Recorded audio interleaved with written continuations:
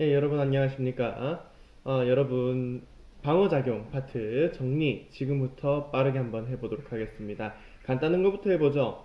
우리 질병은 일단 두 가지로 구분할 수 있습니다. 감염성 질병과 비감염성 질병으로 구분할 수 있습니다. 자, 감염성 질병이라고 하는 것들은요, 병원체가 숙소로 침입하는 경로에 따라서 우리가 병원체 통해서 질병이 나타나는 것을 감염성 질병이라고 얘기를 합니다. 이 감염성 질병의 특징 중에 하나는 뭡니까? 전염이 된다는 얘기죠.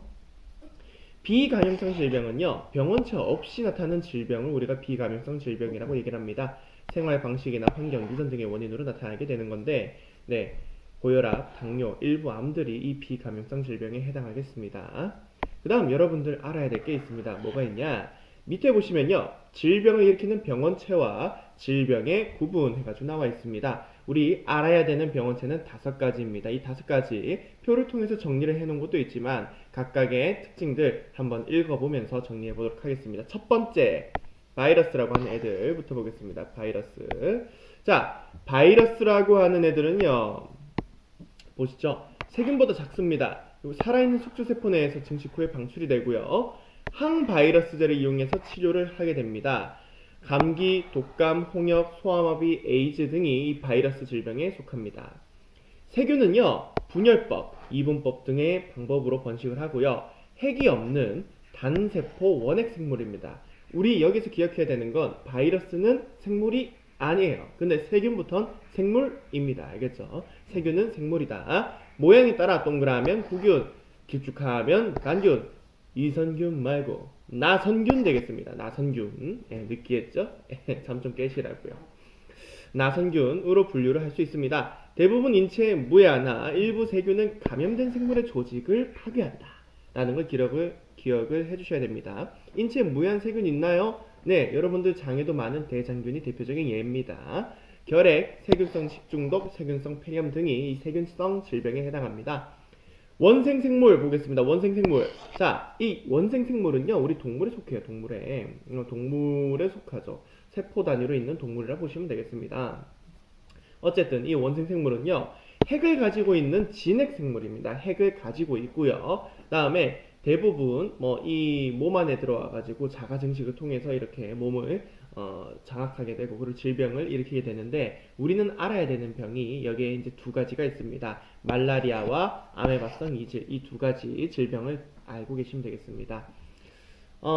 균류 보겠습니다. 균류 우리 주변에서 흔히 볼 수 있고 우리가 먹기도 합니다. 이 균류에 속하는 것 중에 우리가 먹는 걸 버섯이라고 얘기하죠. 버섯.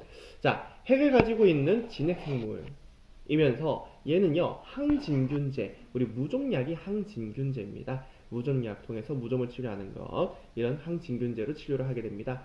균류가 몸에 증식하거나 독성물질을 분비해서 우리 몸에 안 좋게 병을 일으키게 되는데요. 대표적인 질병이 무좀과 만성폐질환이 있습니다. 변형된 프라이온이라고 되어 있습니다. 자, 원래 우리 몸에는 프라이온이라고 하는 게 있습니다. 근데 얘가 변형된 상태로 존재하게 되면요, 단백질성 감염 입자가 되는데요. 얘들이 정상 프라이온을 변형된 프라이온으로 자꾸 바꿉니다. 그래서 축적이 되면 신경세포가 파괴되면서 우리가 이제 광우병이라고 하죠. 그런 식으로 신경 조직에 나쁜 영향을 미치게 됩니다. 여기까지가 병원체를 정리한 내용이고요. 병원체에 대해서 우리가 각각 어떻게 이렇게 활동해야 병에 안 걸리는지는 교과서에 나와 있으니 교과서를 꼭 한번 살펴보시기 바랍니다. 그다음 이제 인체의 방어작용 중에 1차 방어작용에 대해서 한번 살펴보도록 하겠습니다. 1차 방어작용 같이 한번 보겠습니다.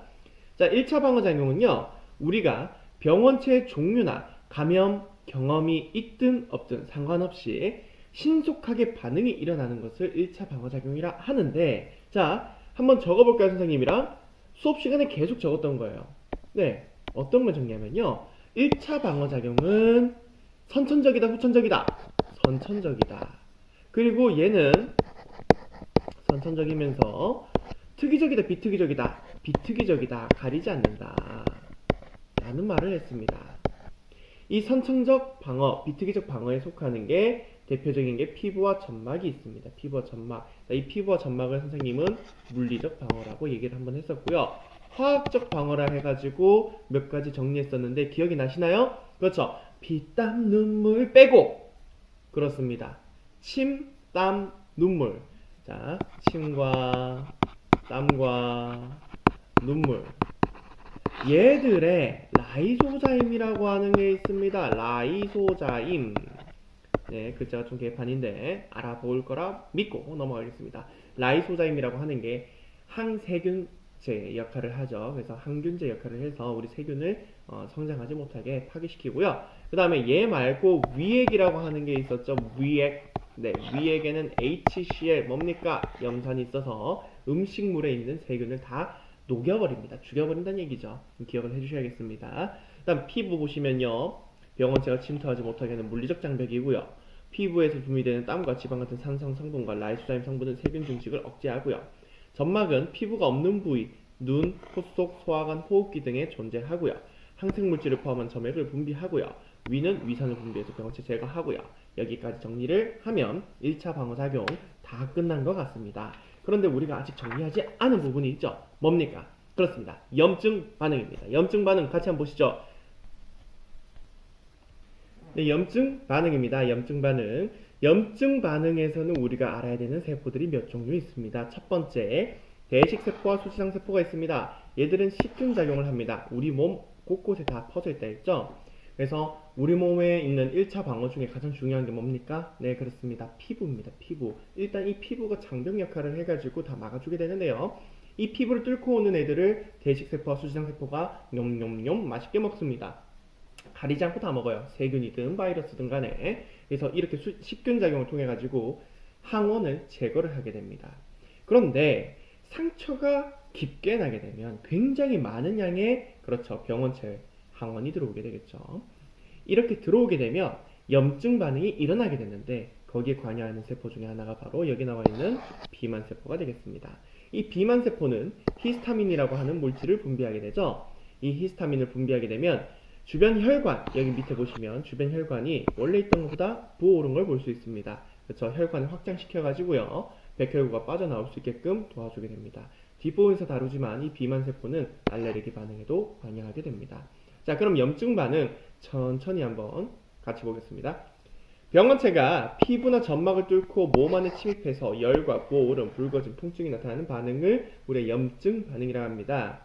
대식세포와 또 다른 백혈구들이 체내로 침입한 병원체를 식균작용을 통해서 제거하게 되는데요. 첫 번째입니다. 피부가 손상돼서 병원체가 체내로 들어오게 되면 손상된 조직세포와 비만세포에서 히스타민을 분비하게 됩니다. 뿜뿜 하게 되면 이때 혈관이 확장되게 됩니다. 혈관이 확장하면서 그 확장된 혈관 틈새를 따라 누가 빠져나옵니까? 백혈구가 빠져나오게 되죠. 백혈구가 손상된 조직으로 유입이 되면서 뭘 하게 됩니까? 그렇죠. 식균작용을 통해서 세균을 제거하게 되는 거죠. 여기까지가 1차 방어 되겠습니다. 자, 여러분 이제 좀 이따가 2차 방어에 대해서 다음 영상 통해 가지고 학습해 보겠습니다. 수고 많으셨습니다.